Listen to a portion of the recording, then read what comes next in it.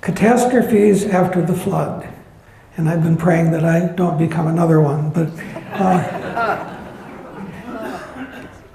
this talk began as a tribute to Bob Helfenstein, who is a pioneer creationist, now gone, contributed a great deal to this organization, always followed the evidence no matter who said not to. And he had a special interest in post-flood catastrophes. I had hoped that Bob would be present when I gave this talk the first time 3 years ago, but he had died just a couple of weeks before. Now, I am not an expert in any of the fields touched by this talk, and I'm not a pioneer creationist like Bob Helfenstein, but I do hope to stimulate curiosity of a new generation of scholars who can work out the implications of data that has been ignored or discredited for too long. There are little abbreviated footnotes in the slides, and these refer to a bibliography which will appear on the screen and will be on the website. This talk, like all the others at this meeting, eventually go on YouTube. And the PowerPoint will be linked also to our website, tccsa.tc. Now, why are the arguments I'm talking about often ignored? They're often considered to be fringe science, like ancient aliens, National Enquirer.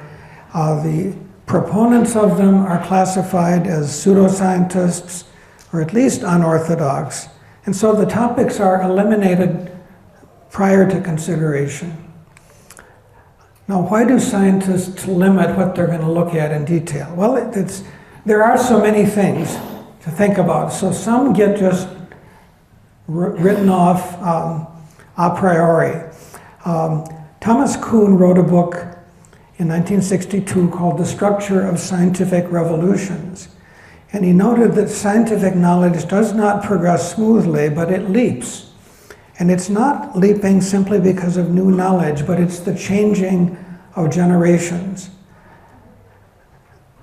The ruling generation, the old guard, determines what is orthodoxy in any field of learning. And if you don't subscribe to the rules of the guild, you're not going to rise in authority and respect. Now, what about Christian thinking on catastrophes? I think Christians, even young earth creationists, tend to think, the flood, and wasn't that it? Didn't God say no more? Well, God did promise that the world would not be destroyed by a flood, but there have been many local floods. There have been extensive earthquakes, volcanoes, tsunamis. Now, did any of these events occur on a global scale? I think these are some of the candidates for events that had a global impact. When the sun stood still for Joshua, and then centuries later, when the shadow went backwards 10 degrees for Hezekiah, as a sign that he would be healed. Uplift of the Andes Mountains. There are agricultural terraces built by very skilled builders too high to grow crops. Lake Titicaca in the Andes has multiple shorelines. There's a beach in Chile where you have a beach next to the ocean, a sheer uplift to 1,300 feet, and you have a beach at the top. There's sand, there's undecayed seashells. Catastrophic burial of Arctic mammoths. This is something that has puzzled scientists for a long time. All these frozen mammoths in the Arctic and in northern Canada and in Siberia. Erratic boulders, huge hunks of rock, the type of rock had to have come tens or even hundreds of miles on top of recent strata. Now, it's usually attributed to glaciers, but it's in non-glaciated areas. How do they get there? Okay, let's look at some in detail. Looking at the big picture, certainly some of these ideas are going to be wrong, and some may seem very far-fetched. But what if even a couple of them are true? You know, sometimes you can have a pretty good explanation for something, and then it's some little anomaly that shows that you're on the wrong track, like the epicycles, when they said the heavenly bodies move in circles, and then you had circles within circles, and finally it just got out of hand. Okay, the sun standing still. What happened in Joshua 10:13? The record says, and the sun stood still and the moon stayed until the people had avenged themselves upon their enemies. Now secularists say, of course, obviously that's mythical, but many Christians, they say, yeah, there was a miracle, but they don't think about the implications. I mean, did it just happen there, or did it really affect the whole world? Here's an artist's conception. Now, if the Earth stopped rotating, the skeptics have claimed the Earth would disintegrate, everything loose would fly into space, the seas would swamp the land, the Earth would not be able to restart its rotation, the heat energy would melt the planet, and life would end. Case closed? Well, you know, if the Earth stopped rotating, it would not have to be instantly. I mean, you can stop a truck with brakes gradually. You don't have to stop a truck like this.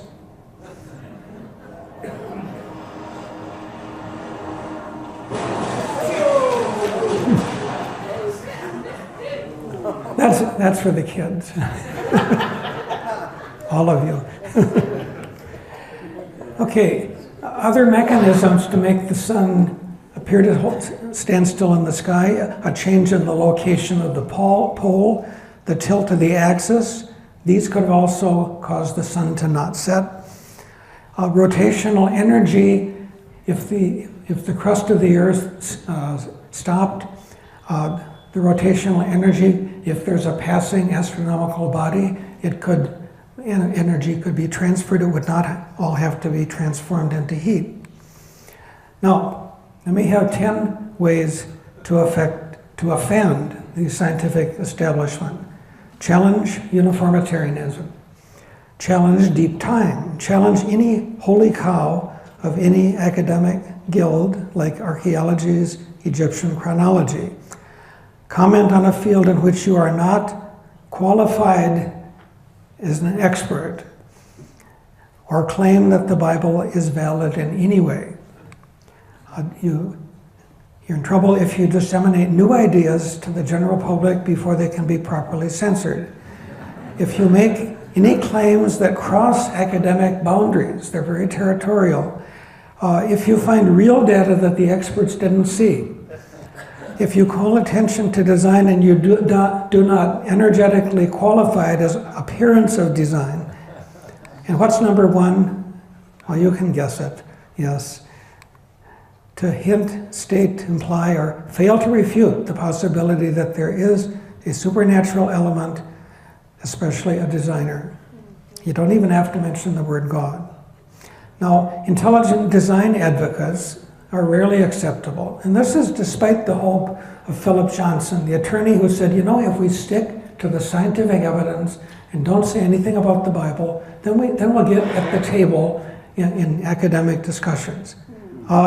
It hasn't happened that way. Even if they don't break 10 through 2, there is immediate rejection of intelligent design, even if they don't propose a biblical creator when they say there's design. Young Earth creationists, of course, are never acceptable. They break most of the rules. If they have academic qualifications, they are declared to be faulty because they doubt evolution, obviously. And if they just quietly prove their points and don't confront the system, they'll just be ignored. Now, there are some acceptable heretics. They may break 1 or 2 rules. They may still ultimately be accepted, although they ruffle feathers, they make enemies, and wait many decades and usually die before they are vindicated. Now, it's claimed that that proves that science is self-correcting, but let's take a typical story. Scientific heresy is immediately rejected, And if it is accepted, it's only much, much later, and with the accumulation of a great deal of evidence and the turnover of generations. Classic example is Alfred Wegener in Continental Drift. They move, I tell you, they move. He presented his theory in 1912, and the initial reaction was very negative. He was considered an outsider. The mechanism for movement was not clear, and frankly, it still is unclear. He died in 1930 as a heretic. 30 years later, in the 60s, movement was measured, and his drift was enshrined as plate tectonics. Now he's recognized posthumously as a pioneer, and those who oppose plate tectonics are considered the heretics. An unacceptable heresy, George McReady Price in 1923 proposed a worldwide flood. Now it should be an automatic consideration when the geologic evidence, when the geologic picture is not explained by the proposed mechanism. There's widespread fossils all through the fossil record. They're not forming today.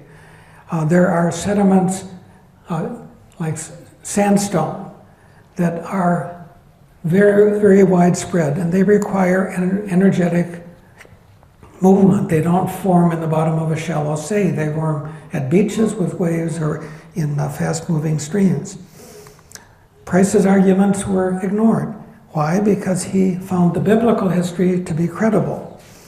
He even saw geologic evidence for a perfect initial world having undergone deterioration and catastrophe. Now, should myths be ignored? H.S. Bellamy wrote this: myths are fossil religion, and by that he means fossil history. They are never the work of imagination, but are the result of interpreted observation. He pointed out there are more than 500 deluge myths, as told by about 250 different tribes or peoples.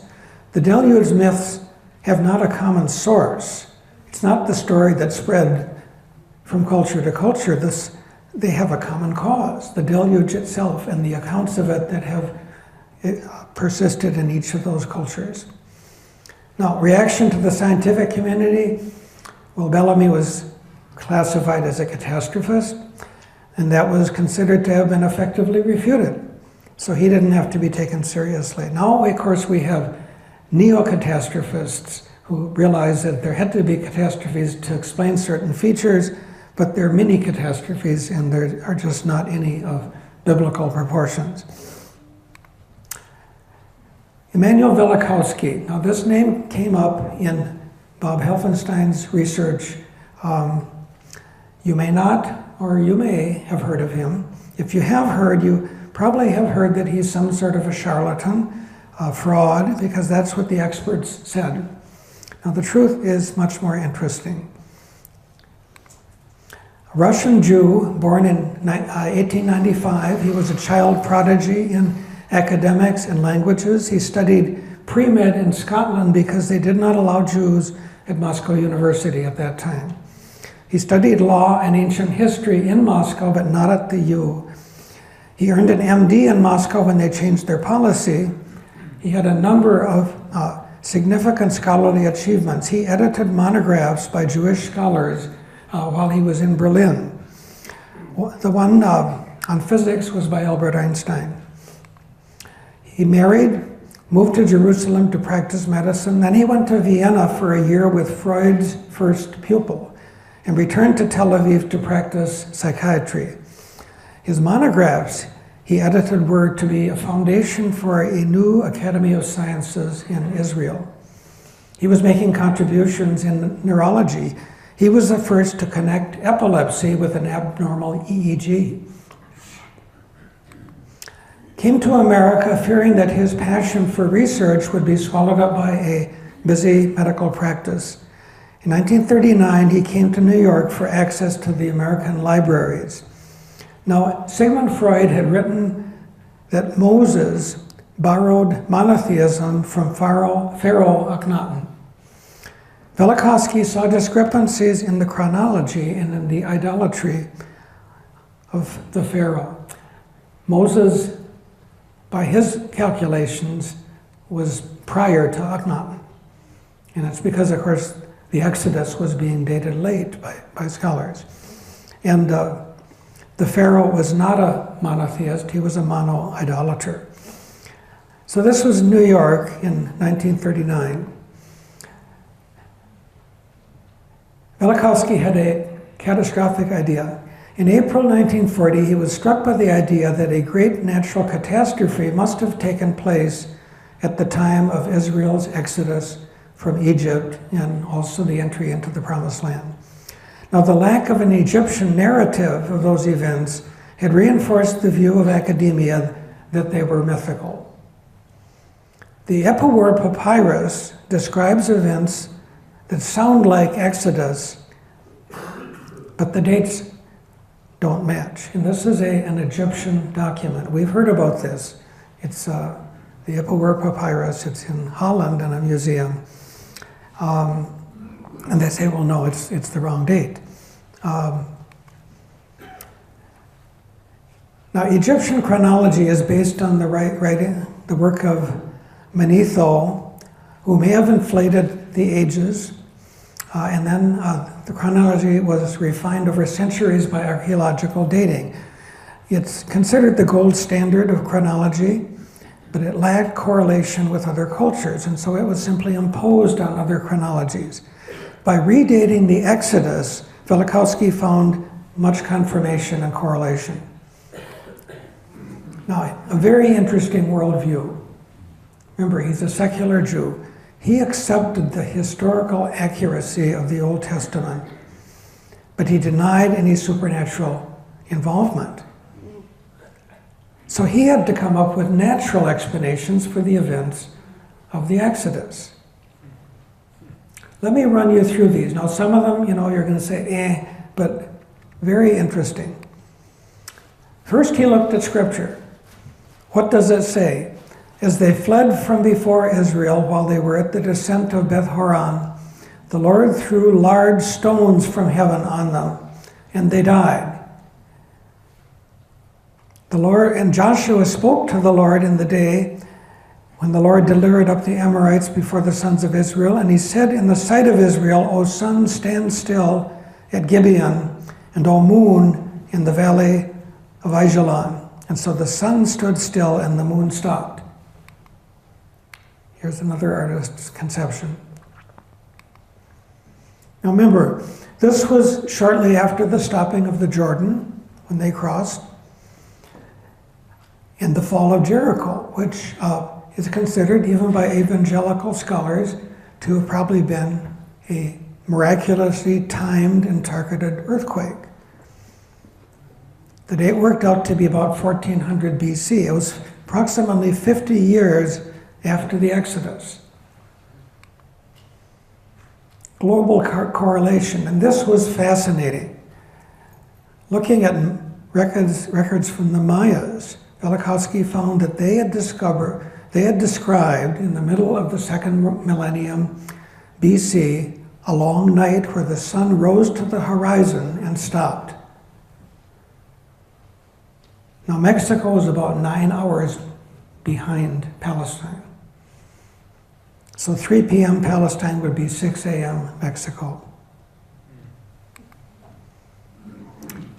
Now, about 50 years before, what had the Mayas described? Earthquakes, water turning to blood, darkness, and they predicted catastrophes every 52 years thereafter, which became the basis of the Mayan calendar. Now, have you wondered about that, why they have ages of 52 years? Other catastrophe stories, the Incas and Mayas had accounts of periodic catastrophes with destruction followed by restoration. The Chinese describe 10 great years of perished ages prior to Confucius.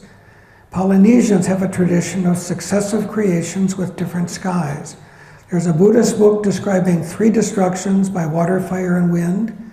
Tribes in Borneo tell of 6 suns that perished. A Jewish document records that the moon stood still, that the timing was 36 yetam, or 18 hours. Now, understanding his presuppositions, because Velikovsky accepted the Hebrew Bible as basically accurate, but did not believe in the supernatural or the miraculous, he had to find natural explanations for these events. So he asked the question, what can alter the rotation or the angle of the Earth's axis? What can drop rocks from the skies? What can cause earthquakes and perhaps disrupt gravity, as in the stopping of the Jordan? Well, no earthbound mechanism would fit. It had to be an astronomical body. So he systematically searched the mythology of many ancient cultures. Again, he believed that there was truth hidden in them. And he found descriptions of encounters with comet-like body associated with earthquakes, meteors, heating of the land, encroachment by the sea, volcanoes, and climate changes. Here's the Hale-Bopp comet. Essentially, all ancient cultures feared the appearance of comets. Now, it's generally attributed by enlightened moderns to their unevolved brains and their primitive cultures. But what if the fear is based on real events? Were they just ignorant? Now, what would a near approach do? A near approach of a large body could change the rotation or tilt of the Earth. It could change the physical location or pointing of the axis. It would heat the crust by friction with the mantle, which would tend to continue rotating. It could generate earthquakes, activate volcanoes, lift land by terrestrial tides. It could cause the seas to overflow the land, both extreme tides and earthquake-related tsunamis. It could drop material to the Earth, gas, dust, and rocks. It could exchange electric discharge. The planets are charged. Again, this is something that Velikovsky predicted and was confirmed. Some other astounding claims. Chinese documents claim that because the length of the year, the length of the month, the number of the months and days in the year, even the direction of the rising and setting of the sun had all changed, the emperor told the wise men to recalculate the calendar in the mid-2nd millennium BC. Going back to epics, the Latin poet Ovid, who was reporting on older myths, said that the chariot of the sun, driven by Phaethon, who was the son of Helios, moved no longer in the same course as before. So this is the teen driver, driving his father's vehicle. The sun's chariot roamed through unknown regions of the air. It was borne along just as a ship driven before the headlong blast, whose pilot has let go of the useless rudder. And now look at this. The earth burst into flame, the highest parts first, and splits into deep cracks. Its moisture is all dried up. The meadows are burned to white ashes. The trees are consumed, green leaves and all, and the ripe grain furnishes fuel for its own destruction. Great cities perish with their walls, and the vast conflagration reduces whole nations to ashes. The woods are ablaze with the mountains. Aetna is blazing boundlessly. Now, think about that. If this myth were imagination, why are the movements of the sun and the stars linked to earth bursts into flames, great cities perish with their walls, and even that volcanoes like Aetna are activated? It would not be an intuitive connection unless it had happened. And it couldn't happen if you had a gravitational body pulling on the Earth's crust, you're holding the Earth's crust, the mantle is spinning, all those things would happen. Now, Scripture reports a second set of catastrophes. It's around the time of Uzziah, Isaiah, and Hezekiah. And that was about the time when Sennacherib's army of 185,000 was suddenly destroyed. And this was shortly after the sundial went backwards 10 degrees, or the translation allows it to mean move 10 steps, which would indicate a change of latitude. Now, Velikovsky decided to stay in the US. He consulted scholars in ancient languages and in ancient documents regarding his sources and his interpretations. He had conferences with Albert Einstein, who was very interested in his stuff, and Einstein died too soon to really complete his critique. Velikovsky wanted to confirm or refute some astronomical predictions of his theory. He informally consulted the head of astronomy at Harvard, Professor Harlow Shapley. Velikovsky, perhaps naively, told Dr. Shapley that he had come upon evidence that there were recent changes in the solar system. Okay, you get that? Deep time is being challenged. And then when he told Shapley that the other evidence included ancient records, Shapley got very cold. Here's Harlow Shapley. But Shapley did promise he'd read the material if Velikovsky could find one or two other astronomers to evaluate it. And he gave names to ask. Later, Velikovsky asked Shapley if he would be able to test two astronomical predictions of the theory, namely that there would be a predominance of neon and argon in the atmosphere of Mars, and there would be hydrocarbons in the atmosphere of Venus. It all went downhill from there. First, there was a cool refusal letter from a secretary of Dr. Shapley. After that, the request was repeated by Dr. Callan on Velikovsky's behalf. He was one of the reviewers who had been suggested. An angry letter came back to Dr. Callan, including this remark: "If Dr. Velikovsky is right, the rest of us are crazy." There were reviews before the book appeared. After several publishers declined to consider the manuscript that would eventually become Worlds in Collision and Ages in Chaos, although Velikovsky did not want it examined piecemeal, he decided to show it to science editor for the Herald Tribune, John O'Neill, who wrote a glowing preview. Macmillan agreed to publish the book as two books. Very soon, Professor Shapley organized a concerted attack on Macmillan. The textbook division was going to be boycotted by a vast array of professors of multiple academic fields. This despite, perhaps because of, the fact that the book had already been released and was a bestseller. There was a scathing review by a professor who admitted she had never read the book and boasted that she never would read it. But she said this: "Is this scientific age so uncritical, so ignorant of the nature of evidence that any considerable number of people can be fooled by a sloppy parade of jargon of a dozen fields of learning?" Look at all the rules that she caught him at. Now the arrows struck their targets. Reluctantly, Macmillan gave up the rights to Doubleday, and they fired Jim Putnam, the editor. Others to suffer were astronomer Gordon Atwater, who lost his position at the Hayden Planetarium, where he had hoped to set up a star show based on the books. Now, in '72, Bob Helfenstein decided to review the entire topic of post-flood catastrophes, aiming at opening the eyes of the Bible-believing community. Now, he suspected there would be resistance to the notion because many feel like the flood of Noah was supposed to be the last catastrophe before the end times. And of course, Velikovsky is not a creationist. He was not an observant Jew.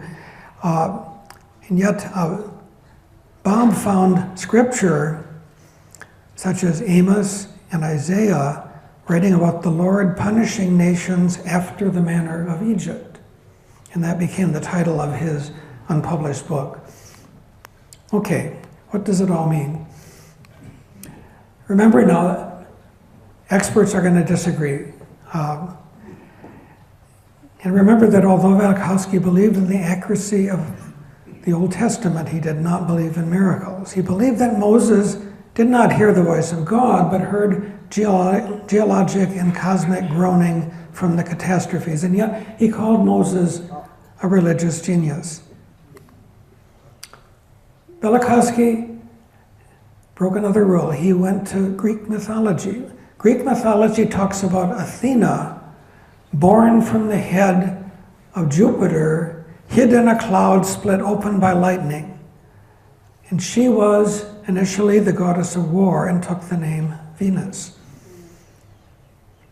Lists of planets prior to 1800 BC mention only 4 planets. And many of the ancients were very, very careful, observant, accurate astronomers. Now, could Venus be expelled from Jupiter? Of course, it's a gas giant, that doesn't fit. Recent computer models suggest that the gaseous Jupiter has a rocky and metallic core, and it's from that website. It spins rapidly, the core faster than the rest of the planet, and as it accretes more material and things keep crashing into Jupiter, it spins faster and the core becomes unstable, which can lead to the flinging off of mass, which may be the origin of at least some of its moons.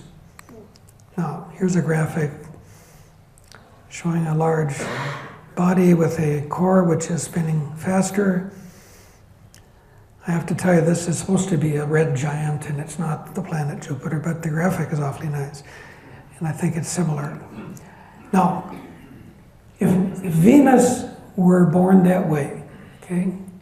Still lots of questions about that, but if it happened, could it come near Earth? The rotation of Jupiter is in the plane of the ecliptic. The ecliptic is the plane in which all of the planets revolve around the sun. So anything traveling in an elliptical orbit in the ecliptic could encounter planets.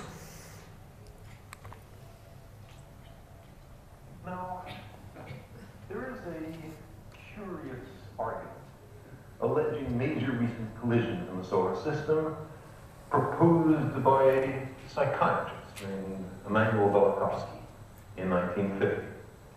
He suggested that an object of planetary mass, which he called a comet, was somehow produced in the Jupiter system. He doesn't say exactly how it's produced, but maybe it's spat out of Jupiter.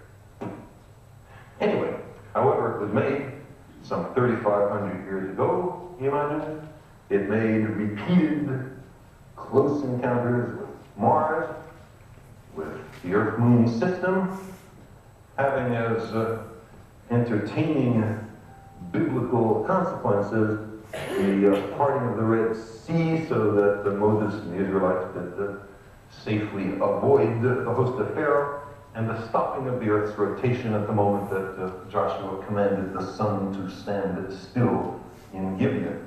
He also imagined that there was extensive flooding and the volcanoes all over the Earth at that time.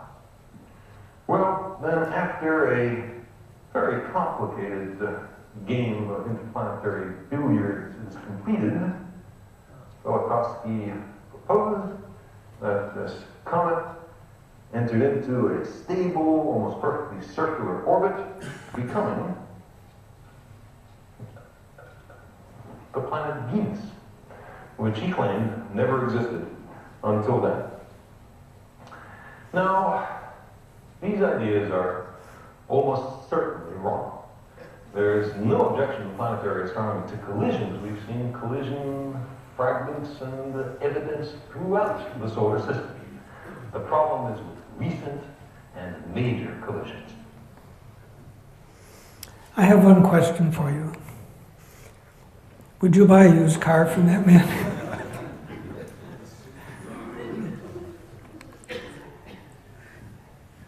Now, Carl Sagan wrote his definitive refutation of Velikovsky, and he calculated that the chance of an encounter was 1 in 3 times 10 to the 7th power. Charles Ginenthal evaluated Sagan and noted that Sagan ignored gravity and calculated only dead hits, although Velikovsky had clearly said that near passes, such as at lunar distance, would cause all the effects. Magnetic fields, since the planets are like charged from the solar wind, would prevent collisions, but gravity would adjust the orbits to increase the chance of a repeat encounter, even resonance, where there's a repeated pattern of encounters. Ancient descriptions of Venus. The Mexicans described it as a smoking star, the Babylonians as the hairy one. Egypt's Sit was sometimes described as having horns and led to bull worship. The Babylonians clearly described the phases of Venus, which we now can see only through a telescope, as if it had come nearer. Water to blood. Okay, let's go through the plagues and see how Velikovsky accounts for it. Water to blood, he proposes that as the comet backed into Earth, on its way back from the sun, fine dust containing iron would have stained the water, making it undrinkable and killing the fish. Now, other cultures, such as the Mayas, did report red water. Something else that is a more recent research, toxic algal bloom. This is in Creation Matters, volume 20, just in the last few years. Algal bloom seems to be set off by iron-containing dust carried by winds from the Sahara to the Gulf of Mexico off the west coast of Florida. This past year, not only was the ocean affected by red tide, the lakes in Florida were affected. It's a species of dinoflagellates that multiply and produce toxins. Now, this is a possible mechanism that goes beyond Velikovsky's iron-stained water. And this was from Creation Matters, showing the dust clouds moving across the Atlantic from the Sahara at the time of the algal bloom. Now, the vermin, the frogs, gnats, and flies, Velikovsky hints that catastrophic conditions led to the multiplication of vermin. Now, Sagan accused Velikovsky of believing that the vermin came from the comet. Now, Velikovsky did discuss the possibility of life on other planets, and he accurately reported that there are biologists who have proposed that bacteria could have come from space, but he did not say that rats and frogs came from the comet. How about livestock death and human boils? Velikovsky thought this was due to irritation from the dust. It's not clear if he knew about anthrax, is a disease that causes boils spread by spores, which can be also inhaled and produce a virulent systemic disease. It spreads from the bodies of the animals that die of it. Now, Velikovsky did not believe that Israel was actually spared from this plague, but if he had, he might have invoked different burial practices, even of animals. Hail mingled with fire. The word here, barad, suggests meteorite, not ice hail. The Babylonian Talmud talks about it as hot. The locust, another earthly pest. Darkness. Here, Velikovsky hypothesizes hydrocarbons coming from Jupiter. Now, we know that Jupiter's moons and Jupiter do have at least methane and probably other hydrocarbons. He proposes that as part of the atmosphere of the comet, they burst into flame combined with Earth's oxygen, produced a thick smoke that blocked light. He does not believe that the Jews escaped that. Mayan documents describe falling pitch. Plague on the firstborn. He has to reinterpret this as an earthquake. The Epworth Papyrus says the residence is overturned in a minute. And Velikovsky has to retranslate firstborn as the chosen or the flower of Egypt killed by falling walls. He believes that the Jews may have been relatively spared because they lived in huts on clay soil. Now, what would be happening here? The comet is backing into the earth. We think of comets as going forward, dragging their tails behind them. The tail points away from the sun. So on its way back from passing around the sun, the comet would go tail first. The contents of the tail would affect the earth before the gravity of the body. How about the crossing of the Red Sea? Velikovsky documents mention in multiple ancient records of hurricane winds, huge tides, or tsunamis.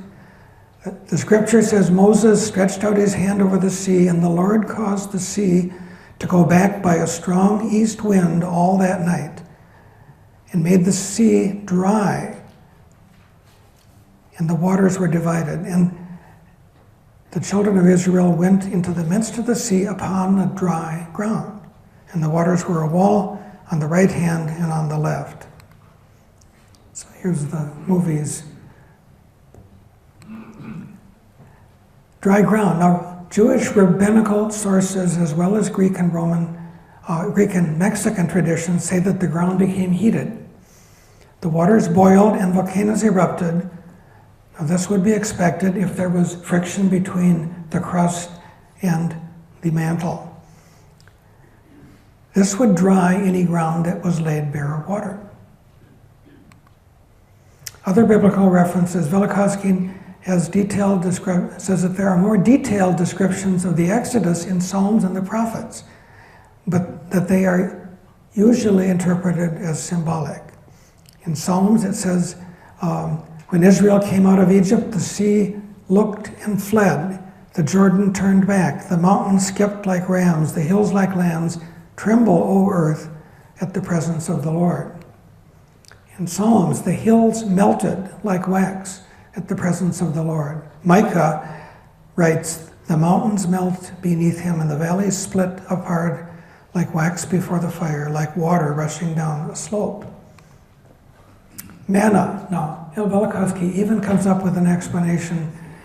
He hypothesizes that the hydrocarbons from the comet combined with Earth's oxygen to form carbohydrates. Now, skeptics have said they don't believe that, but across the world, Velikovsky found references to something called ambrosia.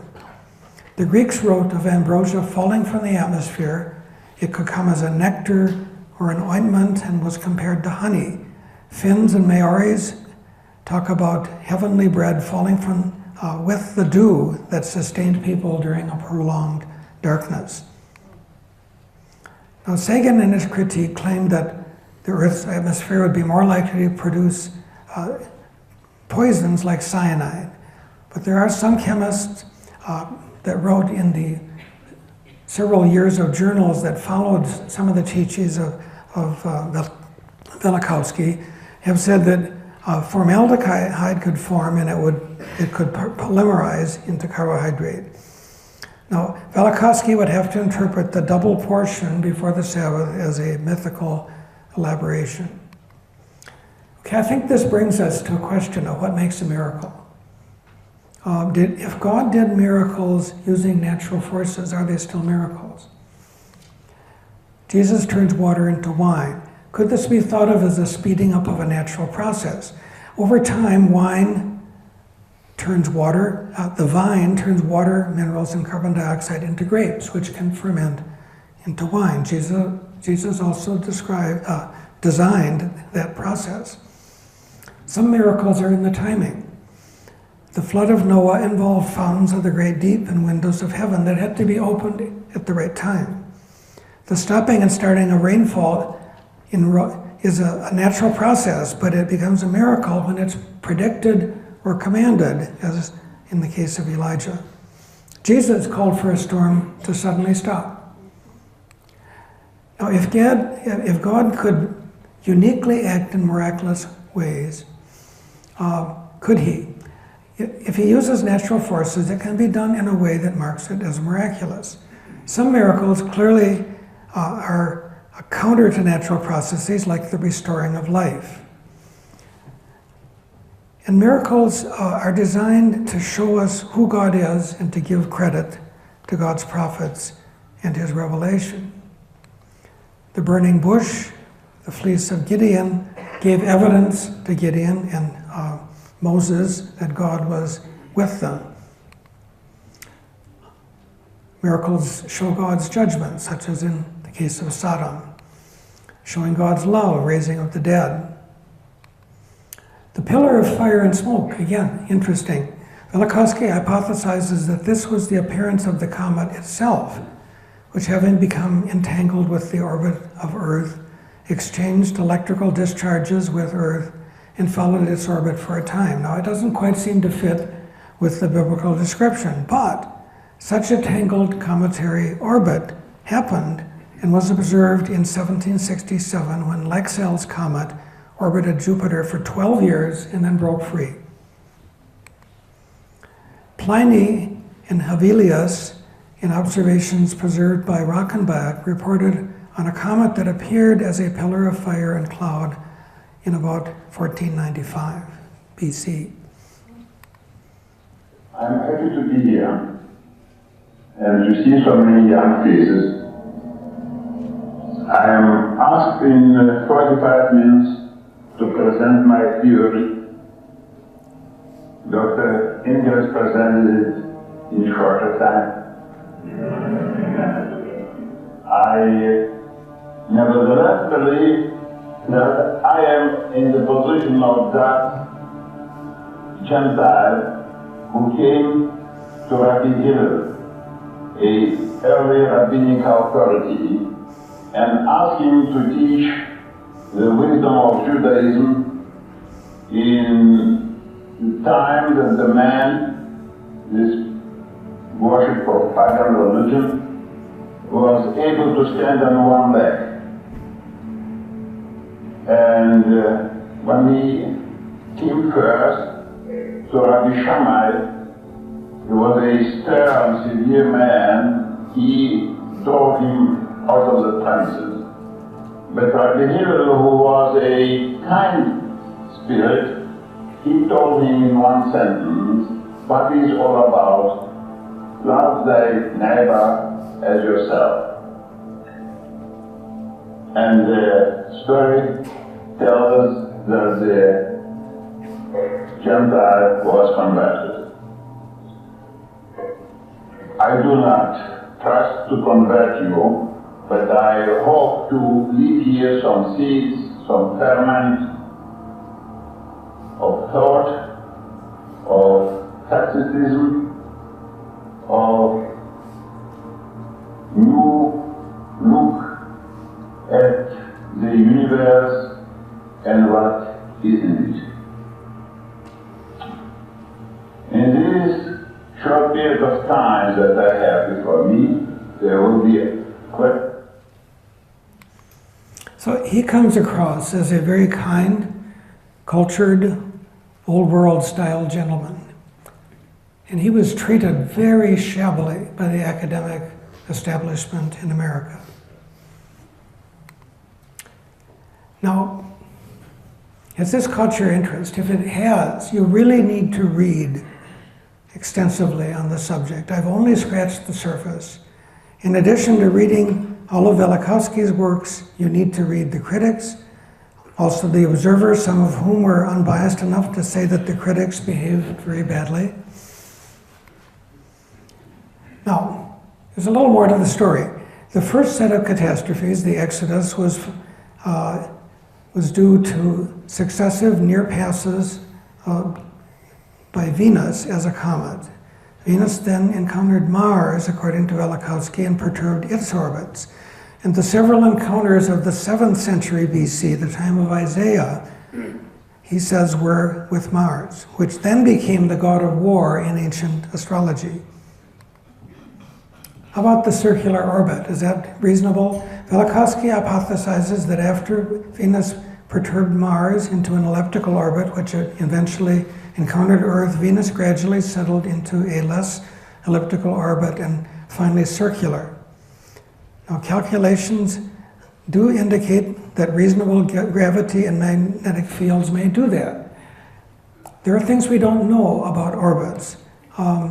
There is a comet with a circular orbit between the orbits of Jupiter and Saturn. Planets seem to influence each other's orbits towards regularity. Bode's law is a mathematical relationship between the orbits of the planets. It's a little hard to explain, but there's clearly a relationship. So I think it shows that we don't know all we think we do about orbits. Strange features of Venus. Venus was observed carefully by astrologers in Babylon and Nineveh prior to the 8th century BC, when it became a regular morning and evening star. Prior to that time, the Venus tablets, which are the records of the appearance and disappearance of Venus. The period of invisibility of Venus is when its orbit came in front of the sun or behind the sun. Those periods were irregular, and this was very disturbing to the ancient astrologers. There are also strange features of Venus's orbit. It seems to be in resonance with the Earth. It rotates retrograde, so it rotates in the opposite direction from its revolution around the sun. Rotates once a year, and when it's closest to Earth, the same side points towards Earth. Now, if it were just lopsided, it should have been trapped by the much stronger gravity of the sun. Indicates maybe there was a recent encounter. This is fascinating. Jonathan Swift in Gulliver's Travels, you remember he travels to all these little newly discovered islands and he finds all sorts of people. He comes upon one group where the people are scientists and they have made observations of Mars. And in the book, Jonathan Swift accurately describes the tiny moons of Mars. 1700. They were first seen in telescopes in 1877, over 150 years later. Does this indicate that Mars came close enough to be seen? The sources are lost. Nobody knows where Jonathan Swift got that. Here are the references. And as I mentioned, these will be on the website. These are the books by Velikovsky. References about Velikovsky. Other resources. The Red Tide is in Creation Matters, which is a Creation Research Society publication. Long Day of Joshua and 6 Other Catastrophes is Donald Patton, not the Patton of Glen Rose, another Donald Patton, along with associates. The book was published in '73, and it proposes astronomical catastrophes on a cyclic pattern all through the BC era. All except the flood of Noah, Patton feels were encounters with Mars. Still more resources. I had mentioned George McCready Price and H.S. Bellamy. Now, resonance of orbits. Patton looks at this, and contrary to Carl Sagan's assertion that collisions would not recur, these authors point out that there's a common existence of resonances. Right now, Pluto and Neptune are in a 3-2 resonance. That means that for 2 rotations of Pluto, there are 3 of Neptune. So they have their near points and far points on a regular schedule. They propose that before the encounters, Mars was in a 2-to-1 resonance with Earth, Mars in a 6-to-1 with Jupiter, and 5, which was in 5-to-2 with Saturn. And these are not quite in those resonances, but close. There are some asteroids that are in resonance with Jupiter and Mars. In other words, there's something regular about their orbits. It means that they have near and far points on a regular basis. If orbits are elliptical and in the plane of the ecliptic, it's possible that they cross and the planets may interact. And the effects depend on the distance and the location when nearest. They show several possible kinds of crossing. If you have an elliptical orbit starting outside of Earth's orbit and part of it passes inside of Earth's orbit, there would be 2 points for possible collisions, where it moves inside and then when it moves again outside. They say 2 of those possible interactions. One could be if Mars comes from inside Earth's orbit, moves to the outside, crossing just ahead of Earth, it would lose energy to the gravity of Earth, it would be pulled back, Earth would be sped up a little bit. Mars, losing energy, would be moved into a shorter, smaller orbit. Another case would be Mars crosses from outside Earth's orbit and moves to inside Earth's orbit, arriving after Earth. That way it would gain energy from the pull of Earth on it. Earth would lose a little bit, and the orbit would enlarge. So there would have to be 2 more cases, 3 and 4, which you can figure out in your spare time. Patton finds periodic catastrophes through the whole Old Testament. It fits with many ancient cultures' ideas of ages of the world ended with destruction. The big ones they've found tended to come in pairs 52 to 54 years apart, like the Exodus and the day of Joshua, which was a bit early because they claimed there was a major orbit change. The short day of Amos, when the sundial changed, and then the destruction of Sennacherib's army in 701 BC. They found lesser catastrophes on a regular basis all through the Old Testament, like the disaster that killed Job's children, greater ones like Sodom and Gomorrah. Now, Patton has some other different emphases. Velikovsky emphasized electromagnetic forces affecting the interaction of the planets, and he proposes a targeted lightning strike that killed the Assyrians. Patton thinks it was a bolide, which is a meteorite that explodes, made of more volatile material, heating and exploding on entry. Now, of course, either one of them would have to be targeted to be what actually happened. Bolides do occur. In 1908, there was one that exploded over Siberia. A fireball was seen blowing up in the air, and the sound was heard for 600 miles. Trees were flattened across a 20-mile diameter.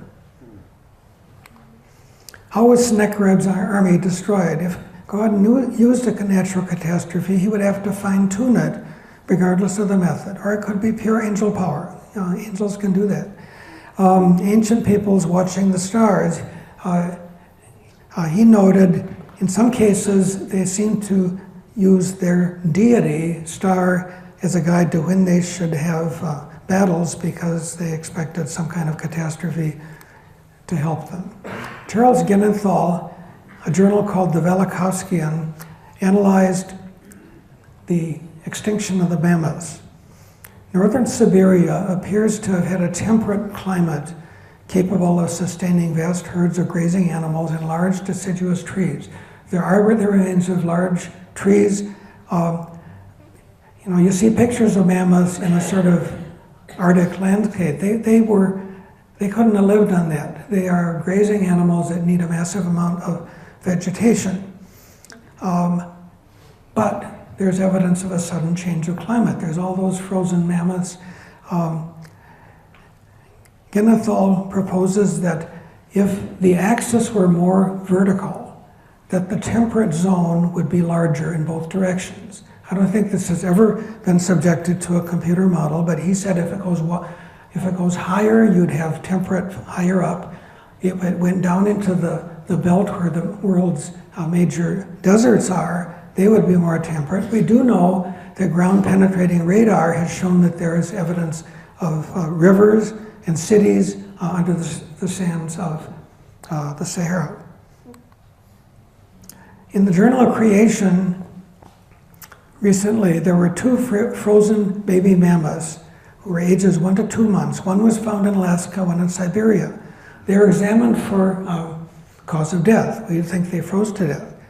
Their lungs were found full of LES, L-O-E-S-S, finely ground rock, dust. They had to be breathing, okay? They died of suffocation. What can cause that? A huge dust storm. Okay, again, Patton says, could this happen at the time of tilting of the axis, which caused a sudden climate change and incredible winds?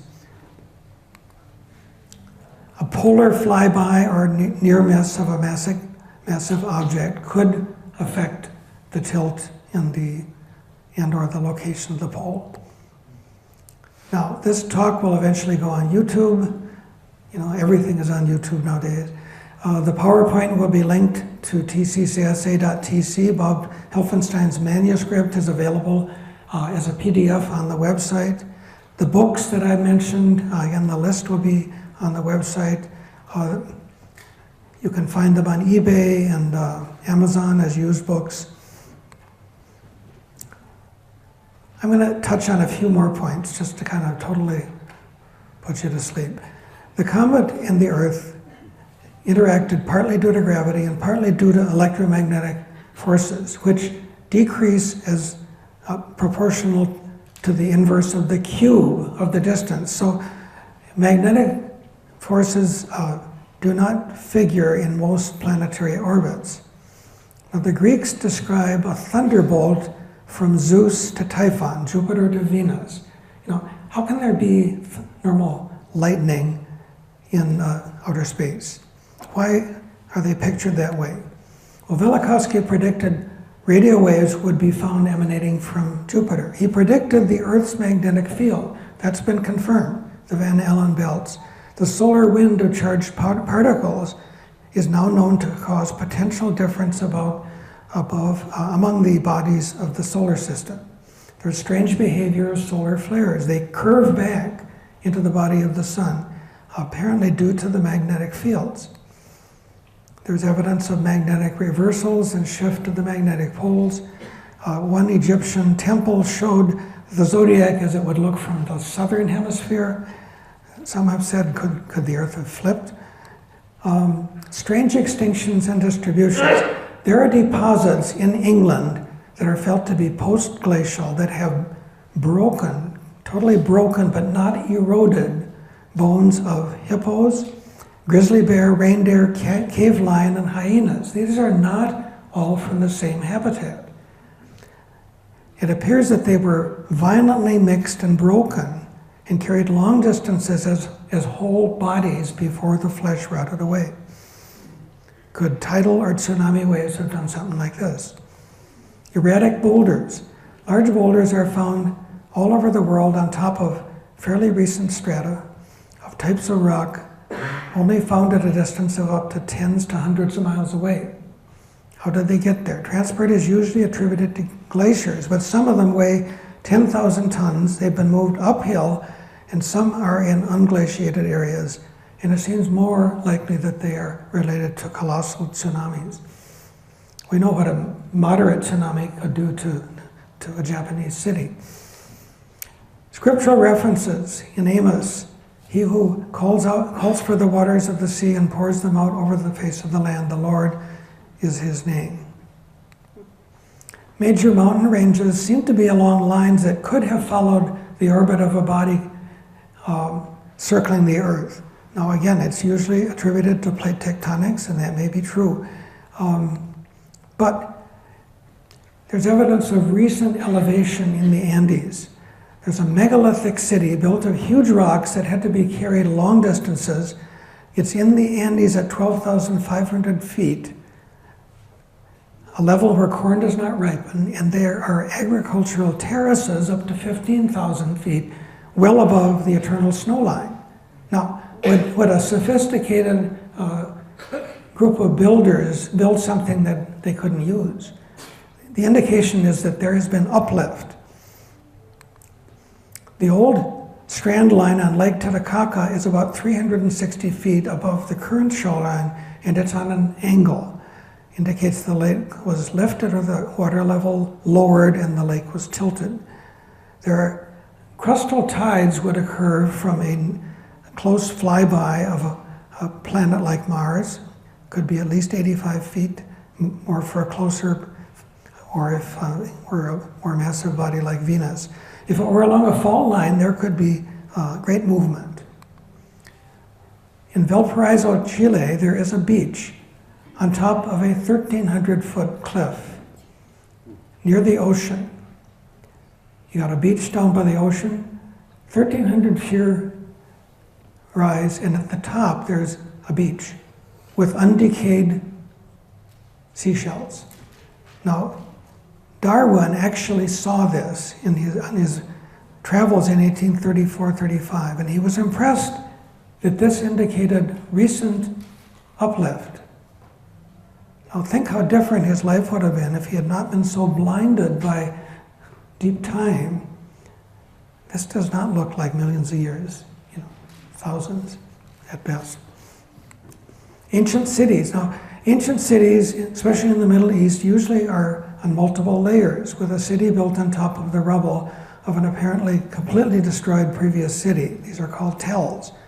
Now, is this what a conqueror would uniformly do? Total labor-intensive teardown, or would they just stick to looting? There are descriptions of many cases the Israelites moved and they lived in cities that they had not built. They didn't totally destroy them. Jericho got destroyed by the Lord.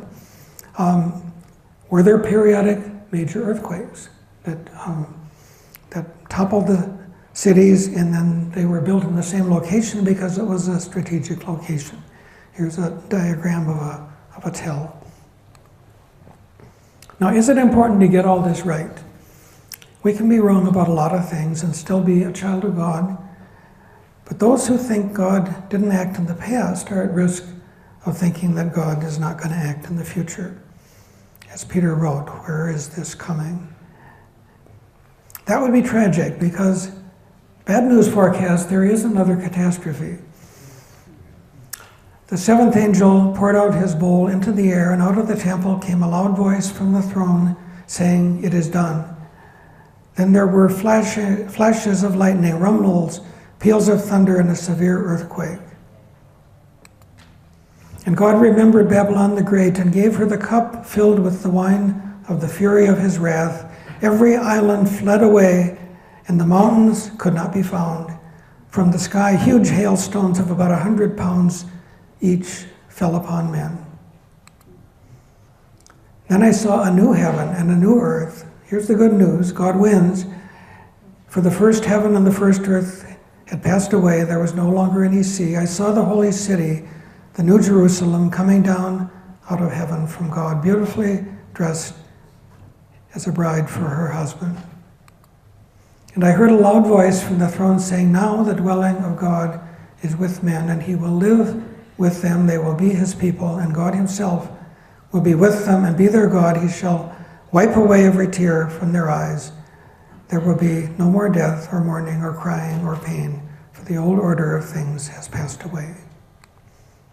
And this is available for those who want it.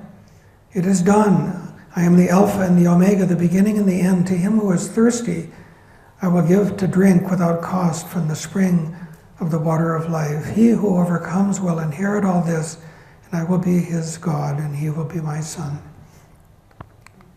Bad news for those who reject, but the cowardly, the unbelieving, the vile, the murderers, the sexually immoral, those who practice magic arts, the idolaters, and all liars, their place will be in the fiery lake of burning sulfur. This is the second death.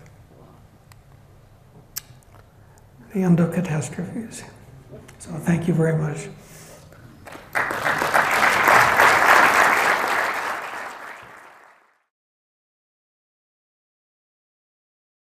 Any questions, or are you all asleep? Yeah. If Venus came out of a spinning Jupiter, how would it spin backwards? Yeah, I think Velikovsky would probably say that it was its time coming around Earth that made it stop that spinning one way. yeah. Again, and so many of these things have not really been evaluated by the people who would have the tools to be able to do it. There are a lot of things about the atmosphere of Venus. The standard textbook explanations of the atmosphere of Venus are that it's um, sulfur and carbon dioxide.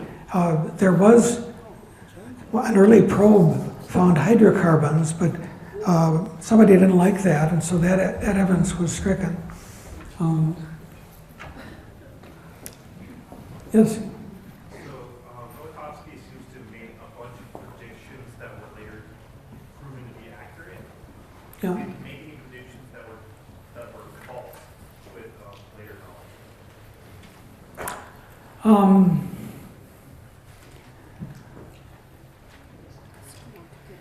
Yeah, I'm not sure. I think it is striking that he made predictions about radio waves from Jupiter, the Earth's magnetic fields. I think some of his atmospheric predictions about Mars. It's interesting as we look harder at Mars now, there's evidence that it used to have more liquid water. You know, is it possible that it lost it in an encounter with the Earth? But I think you'd have to read all the stuff to find out. Velikovsky was remarkably accurate in things that he predicted, and the scientific community was remarkably unwilling to even consider his ideas. You know, he was treated almost as badly as a young Earth creationist. Yes. I was just curious, I don't know if you know, but when were the planets first, at what point in time were they first given those names of Jupiter and Mars and Venus? Well, I think in ancient times, the Babylonians, the Assyrians, the Egyptians, As far back as civilization, yeah. But he found that before 1800, it only described 4 planets. And Venus came on the scene around 1400.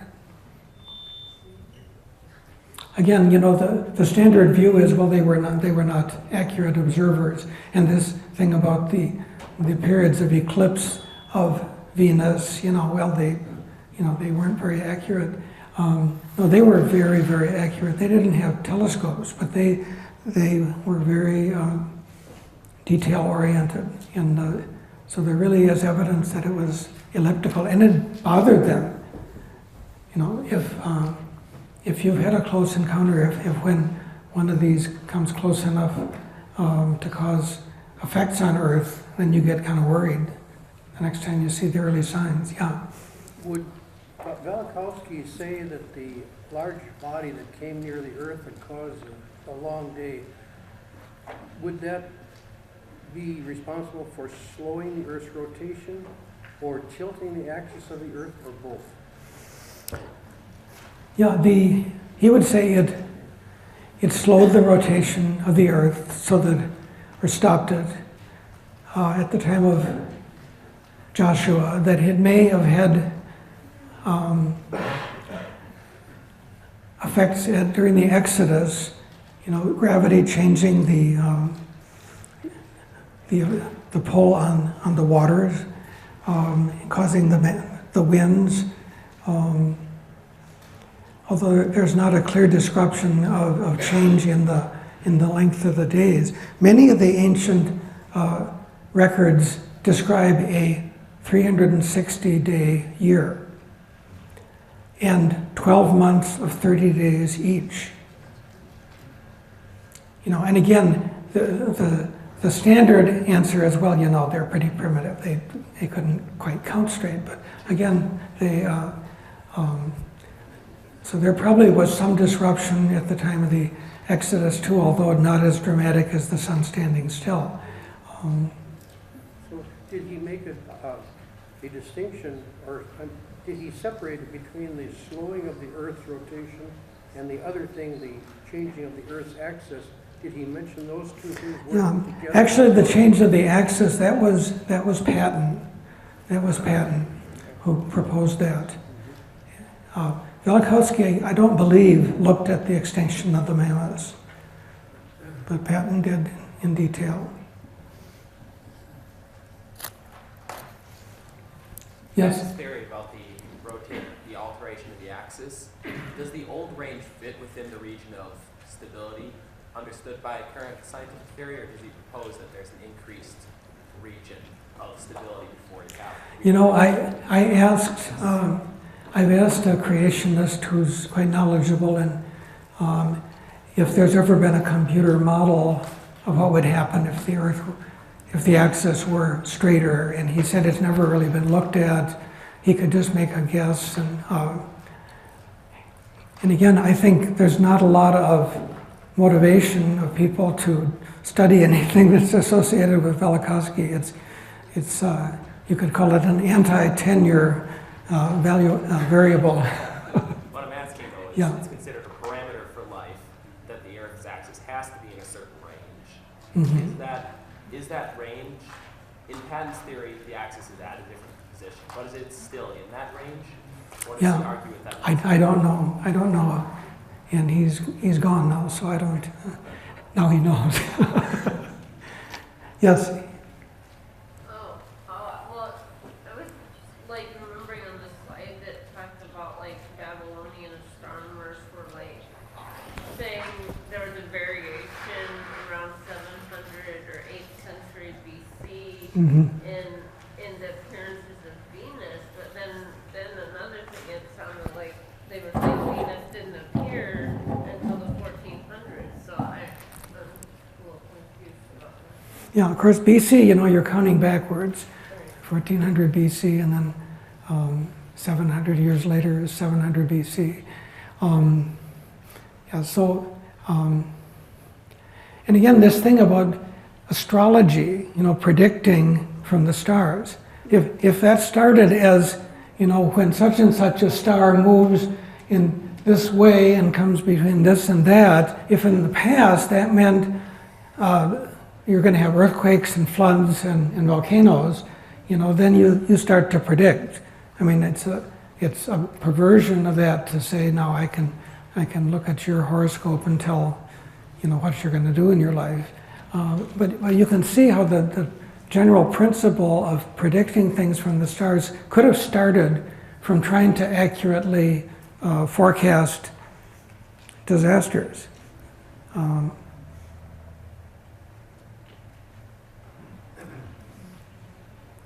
I'm glad to see a number of college students here, and I understand there's going to be what do you call it, a creation club on campus here. And yeah, come down here if you want to sign up for that. Even if you're not a student, you could join the creation club. But I would like to see you know, young scholars look into this more. Read all that stuff. It's really fascinating.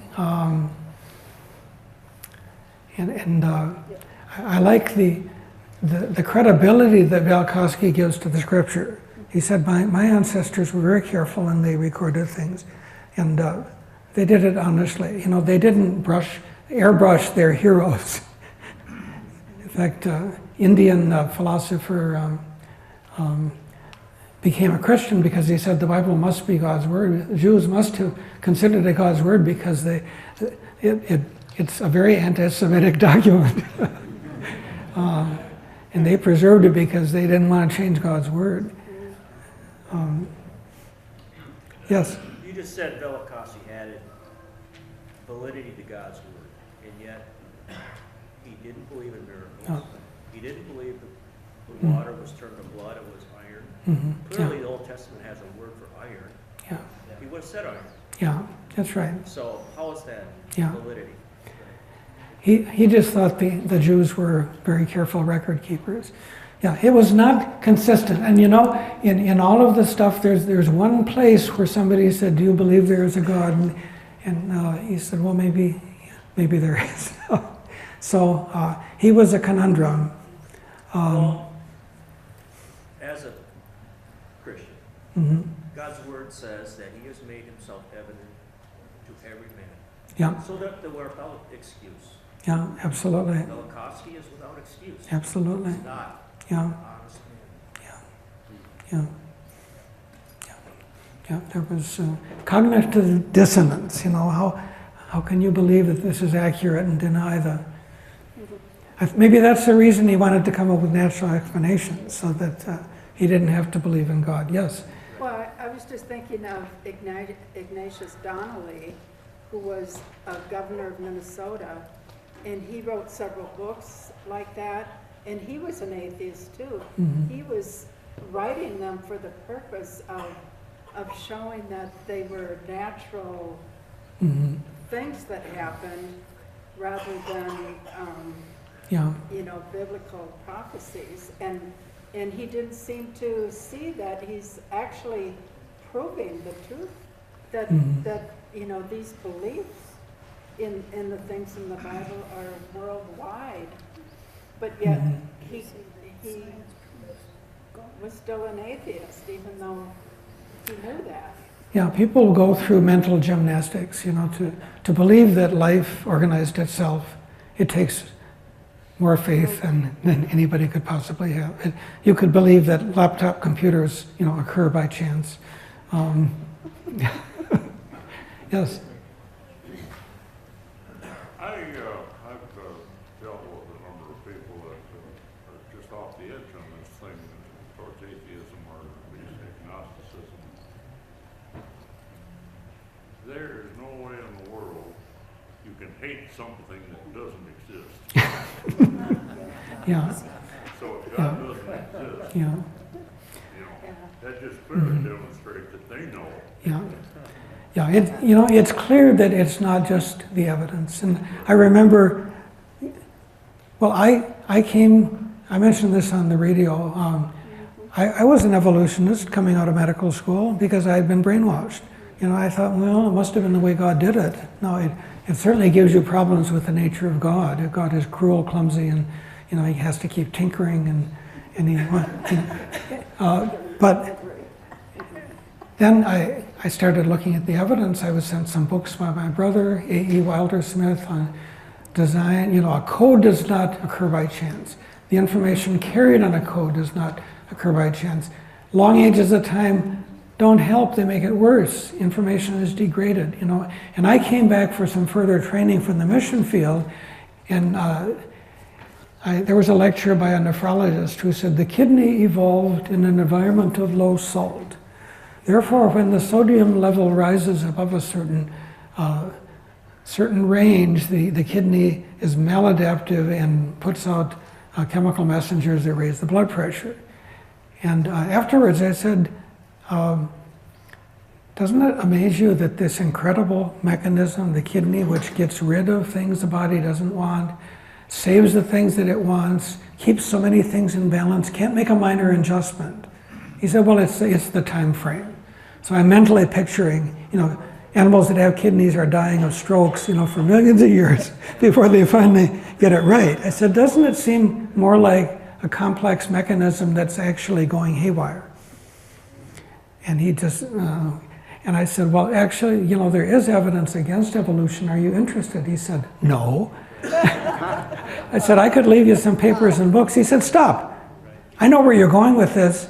You're going to talk about God and Jesus. I have no place for them in my life. And he turns and walks away, and over his shoulder he says, and by the way, I don't think you can talk about this on a public university campus. It blew me away. Here's the guy making the big bucks with the degrees, and he is emotionally opposed to looking at the most important question in the universe. It's not the evidence. It's the attitude of the heart. And then there's, in academia, if I said it must be true, if I spent 30 years researching it, I'm not going to deny it. We host a lot of Chinese graduate students, and one thing I'll tell them is, if your PhD thesis disproves your professor's life work, you're not going to get your degree. Yes? I believe the biblical account, but I've had a lot of unbelievers tell me the Jews that were in the Exodus, they didn't really cross mountains of water and slide. They just went through a swamp. Mm-hmm. Yeah. A shallow swamp. Yeah. And over the years, folklore changed the story into, what can we say to that? Well, there's a story of a child who had a modernist teacher that like that, and that it was, you know, it was sort of a swamp, and it was just 4 inches of water. And the little boy said, "Wow, that's a miracle. He drowned the Egyptians in 4 inches of water."